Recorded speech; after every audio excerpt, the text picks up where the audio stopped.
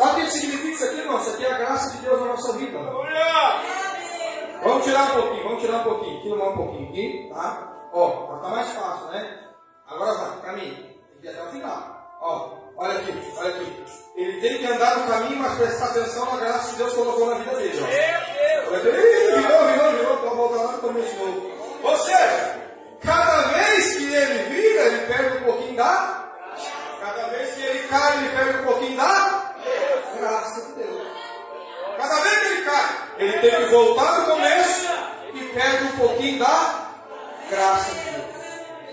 Ah, tudo bem. Vai levar a graça aqui. Vai levar a graça. Perdeu um pouco da graça, voltou de novo no começo. Perdeu tudo que ele tinha plantado até ali, tem que voltar tudo de novo, mas vai caminhar de novo. Vai. Ó, aí, caminhando. Ei, não deu certo. Não conseguiu nem sair do lugar. Vai lá. Ó, essa é a vida do cristão, irmão. A vida do cristão é caminhar por um caminho estreito e cuidar para não perder a graça. Até voltou. Mas sabe como é que ele consegue, irmão? Agora eu vou dizer. Sabe como é que ele consegue? Sobe ali, segura a água ali e segura a minha mão.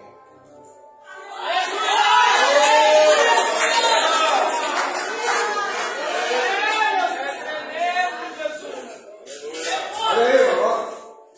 Quando a gente está com o Espírito Santo de Deus na nossa vida, nós conseguimos chegar até o final. Obrigado, meu filho. Mas peraí, não sai daqui, não fica aqui, tu vai me ajudar a pregar mais ainda. Ah, eu vou guardar aqui, ó. Vem aqui. Ó, agora, vem cá o Carlinhos. Vem cá, Carlinhos. Fica aqui, tu nem sabe, mas tu vai ser usado por Deus hoje de novo. Tá? E o Gabriel, vem cá, Gabriel. Vem cá os dois aqui, ó. Fiquem aqui, tá? Dá uma mão pro outro. De frente ao corpo. Então não pega a mão. Se afasta até o ponto que vocês conseguirem. Isso, assim. Tá? Assim.